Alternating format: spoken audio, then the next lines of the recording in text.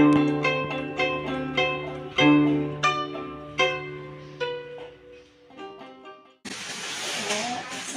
Bapak. Kedatangan kami di sini tuh untuk mengobservasi tentang kesenian yang sedang Bapak tekuni gitu Pak. Sedang Bapak lakukan gitu. Kami dari mahasiswa UPI jurusan PGSD. Terima kasih buat teman-teman. Perkenalkan nama saya Nurdin. Banyak orang yang memanggil bahwa nama saya lebih populer dari nama saya Acor. Sekarang ini kan Bapak telah membuat komunitas kecapi ya. Nah, sejarah dari kecapi ini sendiri apa sih Pak menurut Bapak? Awalnya sih dari apa ya? Ada rasa senang bahwa yang pertama saya merasa bangga saya lahir di Tatar Parahyangan ya, Tatar Sunda yang disebut juga itu sebetulnya luas. Dari mulai kearifan lokal, terus budaya, kultur dan sebagainya itu kalau dikaji secara dalam itu begitu luar biasa. Contohnya ketika saya waktu dulu ketika berbicara masalah budaya atau budaya etika, ketika banyak orang saya lewat tidak bilang apa-apa, bisa dimarahin besar sama orang tua. Kamu itu bukan ayam, kamu itu manusia.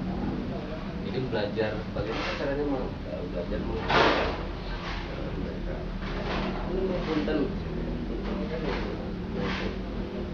ajaran yang diajarkan oleh leluhur. Jadi antara seperti itu. Nah dari situ ternyata dan ketika mengkaji apalagi lewat budaya di wilayah sini dan ketika terjun ke wilayah sana di situ banyak keanekaragaman kesenian yang begitu luar biasa dan ada beberapa yang hampir punah ya. Nah saya mengkaji dari situ dan ternyata ketika diteliti dengan genre yang berbeda dengan karakter yang juga luar biasa. Jenis kesenian satu sama yang lainnya itu kita sama. Meskipun kita satu ini ya, satu rumpun dari Parahyangan, tapi itu luar biasa, itu berbeda. Tidak terdoktrin. Misalkan ketika Anda memakai baju ini, saya tertarik, saya mau pakai jasnya saja. Mereka itu tidak. Jadi itu yang begitu luar biasa. Padahal secara teknologi terinspirasi dari mana ya? Orang tua dulu. Kalau diteliti orang tua dulu kita menciptakan sebuah karya itu berawal dari alam.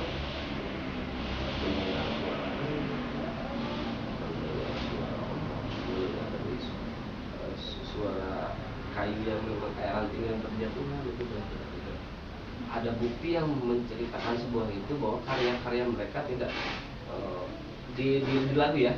Jadi tidak menceritakan tentang sebuah percintaan, tapi kebanyakan tentang sejarah leluhur mereka, kalau tidak menceritakan tentang sebuah alam keindahan alam.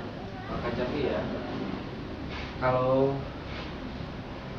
kita runut dari sebelumnya ya, dari sebelumnya mungkin sebelum perkembangan kecapi itu sebetulnya berawal dari pantun,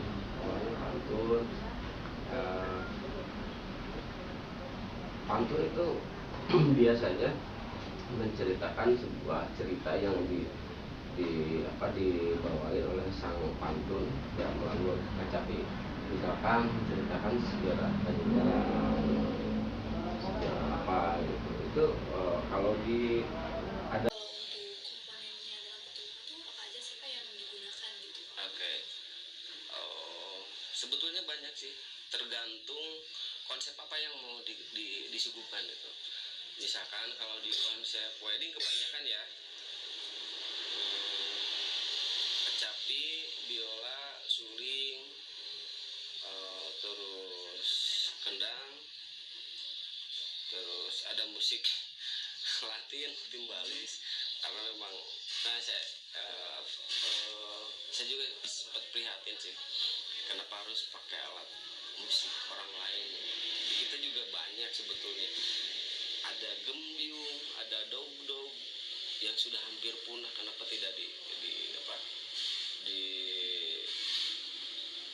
dibikin konsep seperti karakternya Timbalis, kan kenapa tidak bisa sebetulnya.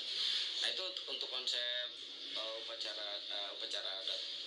Tapi untuk konsep-konsep yang lainnya, misalkan kita kolaborasi dengan gamelan, biasanya ada saron, bonang, rincik, peking, demung, goong dan sebagainya. Kacapinya juga ada. Itu termasuk tergantung si konsep garapannya. Misalkan termasuk saya sekarang ini mencoba menggarap sebuah komposisi masuk ke wilayah band-band, dan saya mencoba racun mereka bahwa bagaimana caranya si tradisi itu bisa disisipkan. Jadi meskipun konsepnya band, tapi minimal si kesenian tradisi di kita itu tidak hilang. Makanya saya coba sisipkan di situ. Anak muda, orang tua, saya coba enak kan katanya. Dari Bapak, apakah ada rencana dari Bapak sendiri untuk biar menambah peminatnya gitu di kalangan anak muda sekarang gitu kan? Iya, wah itu ya betul. Saya dengan teman-teman mungkin lebih makanya ada komunitas, terus ada apalagi lebih banyak sharing ke situ sih, bagaimana caranya sih ini diantaranya yang satu tadi lebih ke dari segi garapan, bagaimana selain dari orang tua, anak muda itu minat, minimal si komposisinya agak dirubah gitu. Bukan berarti merusak, tapi mengkompos. Kayak tadi misalkan salah satu cara bagaimana si anak muda bisa tertarik di collab sama band gitu kan.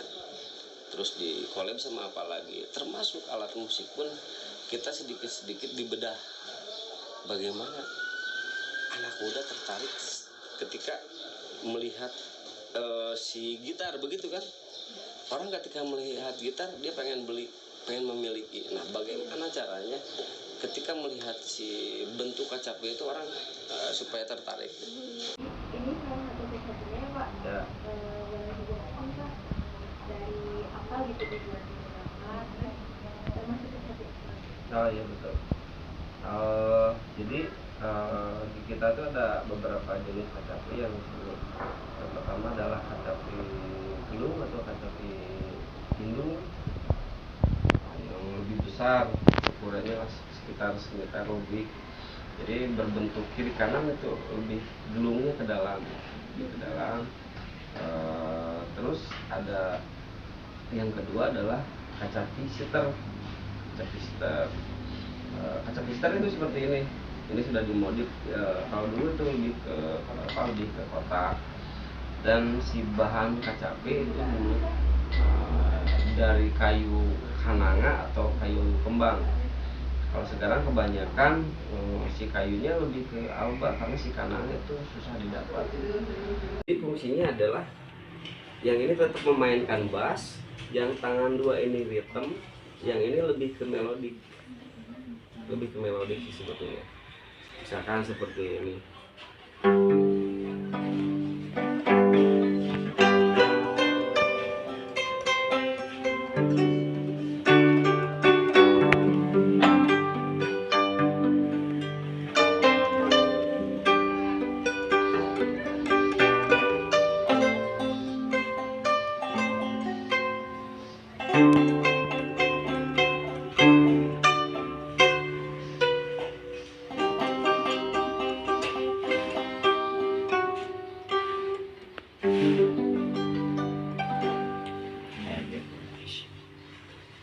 Misalnya Pak untuk musik-musik modern mungkin biar menarik minat pemuda-pemudi.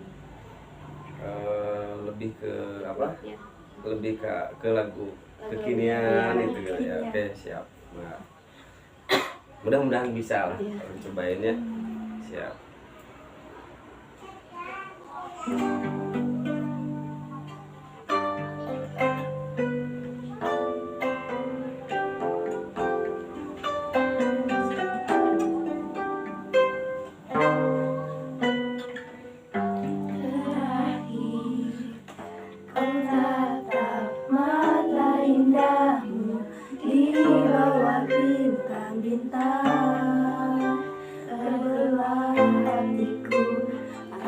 antara cinta dan rahasia. Ku cinta padamu, namun kau milik sahabatku. Dilema hatiku, andai ku bisa berkata sejujurnya.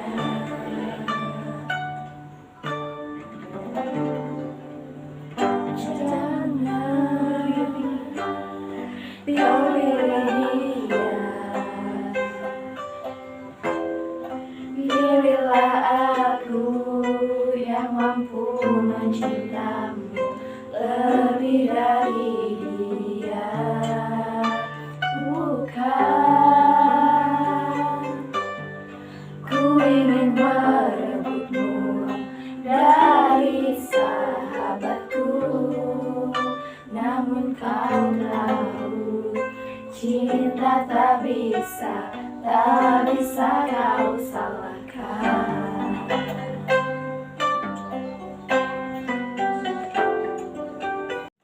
Ku tatap mata indahmu di bawah bintang-bintang.